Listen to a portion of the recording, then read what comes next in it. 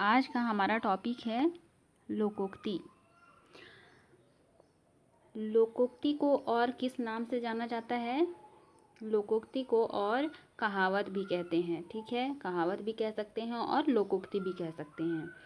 तो आज हम लोग लोकोक्ति के बारे में, इसके आशय के बारे में समझेंगे और मानव के जीवन में ना, दैनिक जीवन में ये लोकोक्ति या कहावत का क्या उपयोगिता है या क्या महत्व है, उसके बारे में हम लोग आज जानने वाले हैं। तो सबसे पहले हम लोग लोकोक्तियाँ क्या है या लोकोक्ति किसे कहेंगे, इसके बारे में हम लोग आज सबसे पहले जानेंगे। ठीक है, तो लोकोक्तियाँ देखिए, लोकोक्तियाँ मानव समझ तथा व्यवहार कुशलता की ऐसी धरोहर है जो मानव को उत्तराधिकार के रूप में क्या होता है, पीढ़ी दर पीढ़ी मिलते चले आता है। ठीक, ये जो लोकोक्ति है वो मानव समझ एवं व्यवहार कुशलता का धरोहर है। ठीक, वो क्या है, मानव को एक पीढ़ी से दूसरे पीढ़ी में क्या होते जा रहा है, क्या मतलब एक उत्तराधिकार के रूप में मिलते जा रहा है। ठीक है, तो हम लोग देखेंगे ये जो लोकोक्ति का मानव के जीवन में क्या महत्व है। ठीक है, ये महत्व के बारे में देखेंगे। लोकोक्ति का जो प्राचीन परंपरा, धार्मिक ग्रंथों में इसका किस तरह से प्रयोग होता है और सामाजिक परंपराओं में इसका उल्लेख कैसा हुआ है, उसके बारे में हम लोग एक चीज़ के बारे में समझेंगे। ठीक है, तो देखिए ये जो महत्व बोलेंगे, ठीक, ये जो लोकोक्ति या कहावत बोलेंगे, लोकोक्ति का मतलब ही है लोक द्वारा उक्ति, मतलब लोगों के द्वारा ही इसका निर्माण हुआ है बोलना चाहिए। ठीक है, तो दैनिक जीवन में विभिन्न समस्याओं पर विचार करने तथा समाधान की जितनी बड़ी तथा सहज तरकीब ये लोकोक्तियाँ प्रस्तुत करती है और वैसे किसी और माध्यम से नहीं है संभव।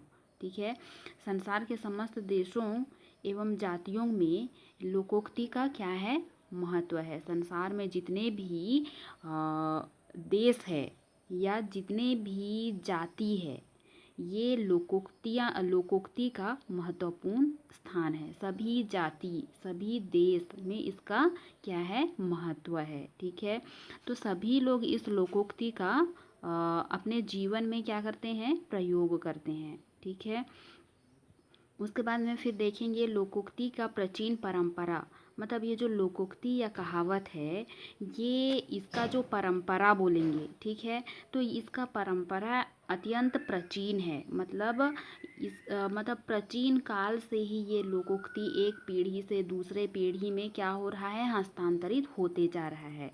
ठीक, उसके बाद में फिर आगे देखेंगे ये जो लोकोक्ति है इसका धार्मिक ग्रंथों में प्रयोग। ये लोकोक्ति है, ये देखिए मतलब धार्मिक ग्रंथों में भी इसका प्रयोग हुआ है। मतलब अत्यंत प्राचीन तो है ही, उसके बाद ये धार्मिक ग्रंथों में देखेंगे तो सबसे क्या है, मतलब जो पुराना ग्रंथ है जैसे वेद है, उपनिषद है, पुराण है, पंचतंत्र है, हितोपदेश है, जातक कथा है आदि, ये सभी ये जो ग्रंथ है, मतलब प्राचीन ग्रंथ बोलेंगे, तो इस प्राचीन सभी ग्रंथों में, मतलब इतना जितना वेद, पुराण, उपनिषद, पंचतंत्र, हितोपदेश, ये सभी ग्रंथों में ये लोकोक्तियों का जो आवश्यकता है या भावानुसार प्रयोग हुआ है। ठीक है, तो इस तरह से लोकोक्ति का प्रयोग धार्मिक ग्रंथों में भी प्रयोग हुआ है, अपने भावावेश के प्रयोग के अनुसार, या तो फिर किसी बात को स्पष्ट करने के लिए ये जो लोकोक्ति या कहावत का प्रयोग हुआ है। अब देखेंगे हम लोग सामाजिक परंपराओं में भी उल्लेख। ठीक, तो लोकोक्ति का सामाजिक परंपराओं में भी उल्लेख है।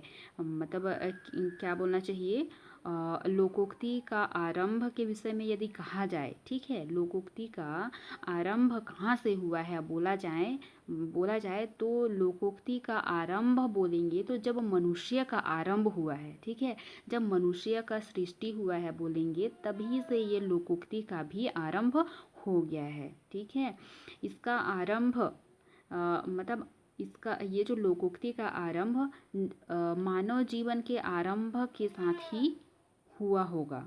ठीक, और ये जो लोकोक्ति है, ये लोकोक्ति सर्वदेशिक एवं सर्वकालिक भी होता है। ठीक है, मतलब ये लोकोक्ति का प्रयोग बोलेंगे तो किसी देश विशेष या तो फिर किसी जाति विशेष का नहीं है।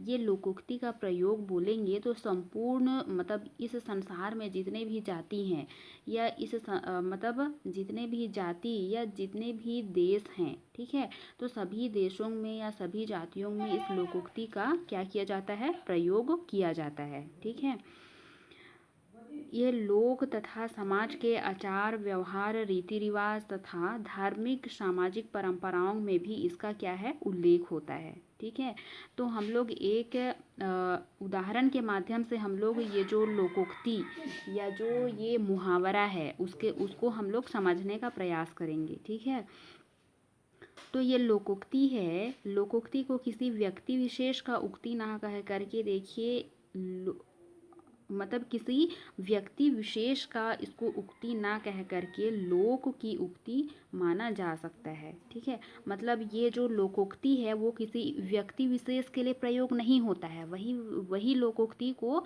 मतलब एक लोकोक्ति है या कहावत है, ठीक है, उस कहावत को कई लोग अपने अपने सुविधा या अपने बात को स्पष्ट करने के लिए उसका प्रयोग कर सकते हैं। इसीलिए लोकोक्ति को ये नहीं कह सकते हैं कि किसी व्यक्ति विशेष का रहा या व्यक्ति विशेष का हो सकता है।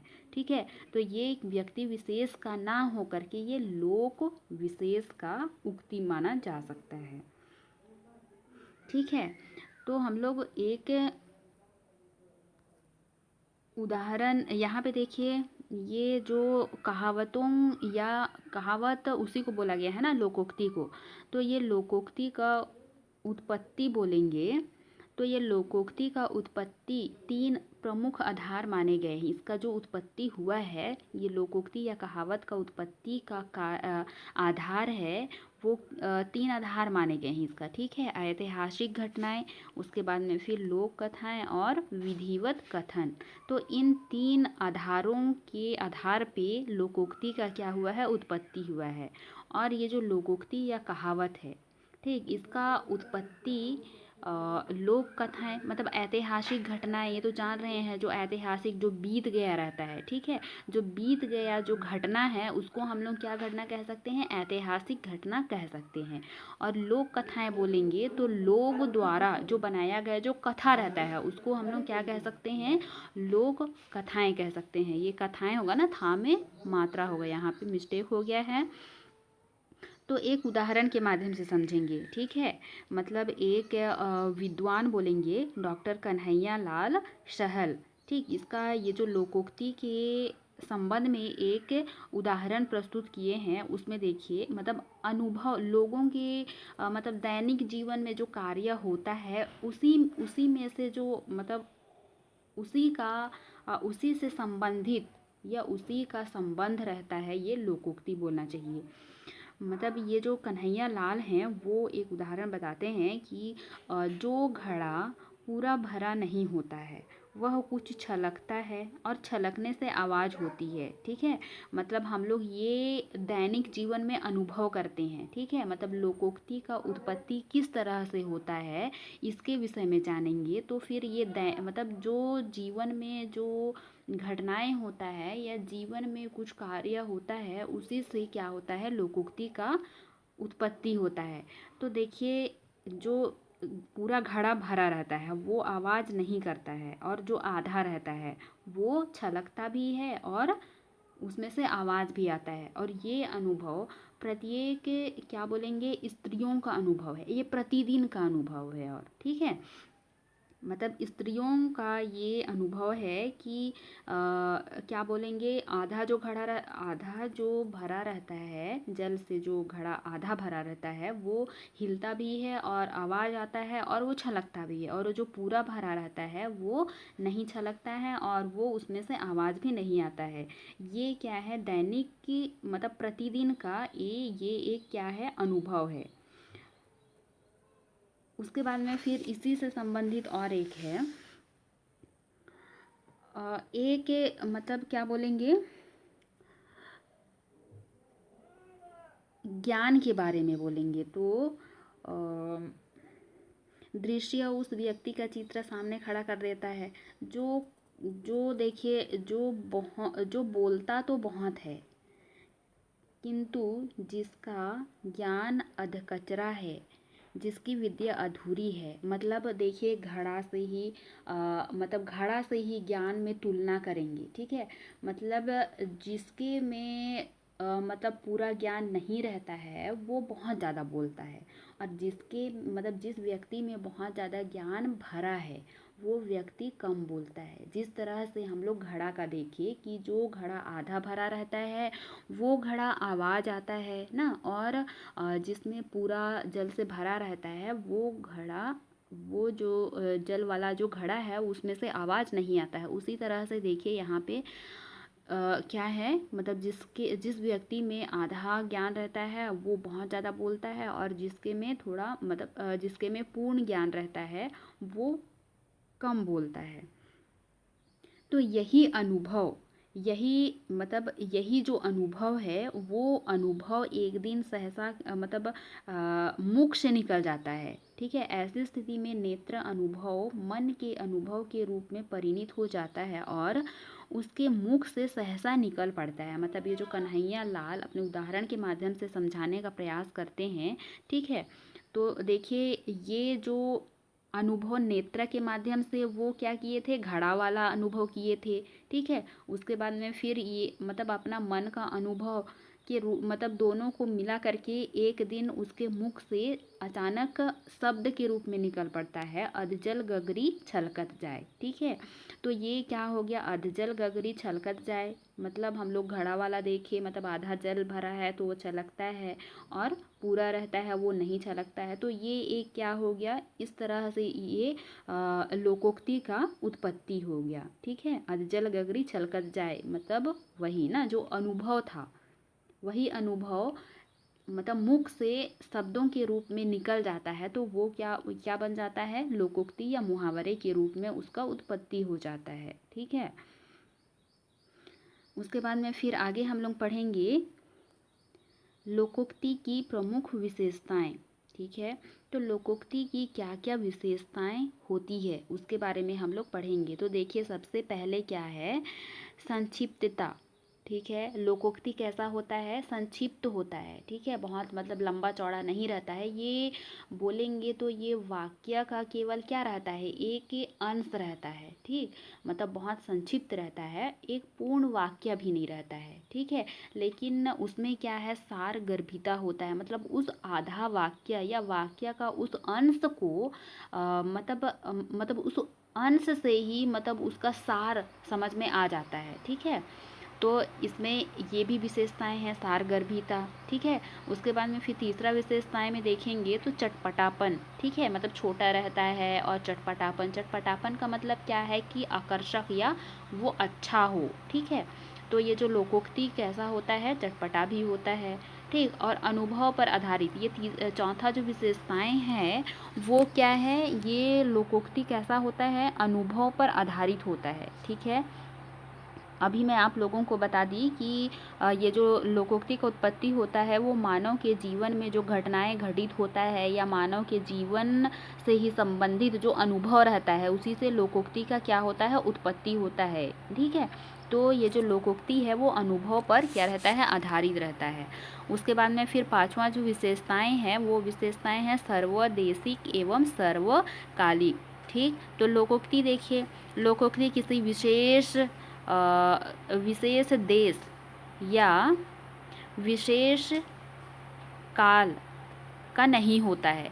ये लोकोक्ति बोलेंगे तो सर्वकालिक बोलेंगे, मतलब किसी भी समय, ठीक है। मतलब किसी भी समय उसका प्रयोग कर सकते हैं, ठीक। मतलब आदिकाल हो, भक्ति काल हो, मतलब कोई सा भी काल में, जब कभी भी, ठीक है। इसके लिए एक निश्चित समय निर्धारित नहीं किया है कि इस समय में लोकोक्ति का प्रयोग करना है और इस समय में लोकोक्ति का प्रयोग नहीं करना है। इस तरह से इसके लिए समय निर्धारित नहीं किया गया है। वो मतलब जो लोकोक्ति है उसका प्रयोग सभी कालों में या सभी समय उसका प्रयोग कर सकते हैं, ठीक है।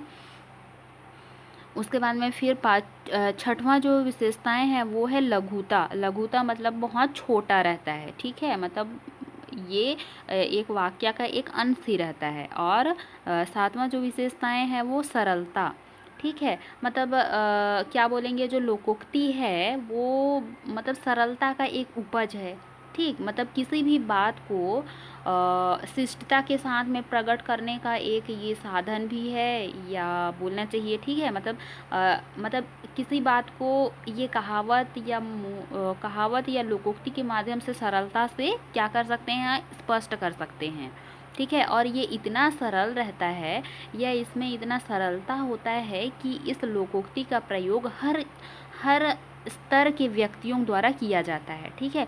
मतलब ग्रामीण क्षेत्र में देखेंगे तो जो नहीं भी पढ़े रहते हैं, ठीक है, मतलब शिक्षा प्राप्त नहीं किए व्यक्ति भी अपना बात को स्पष्ट करने के लिए या अपनी बात को आकर्षक बनाने के लिए ये कहावतों का प्रयोग करते हैं। देखेंगे ग्रामीण क्षेत्र में तो अधिकतर जो अशिक्षित रहते हैं उन लोग भी कहावतों या लोकोक्ति के माध्यम से अपना बात को स्पष्ट करते हैं। तो यही सरल मतलब इसका जो विशेषताएं है ना, लोकोक्ति का विशेषताएं सरलता है। इसी सरलता की वजह से ही लोग अपने बात को रखने के लिए इसका प्रयोग करते हैं।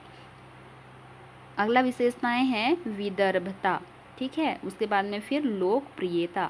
ये जो लोकोक्ति है ये इतने लोगों में इतना अपना महत्वपूर्ण स्थान बना लिया है, ठीक है। मतलब सभी लोगों को ये प्रिय ही है, ठीक। इसीलिए अपने जीवन में व्यक्ति लोकोक्ति का बहुत प्रयोग करते हैं, ठीक। तो आज लोकोक्ति के बारे में समझ लिए। उसके बाद में फिर अगले दिन हम लोग मुहावरे के बारे में देखेंगे, ठीक है। लोकोक्ति और मुहावरे, ठीक।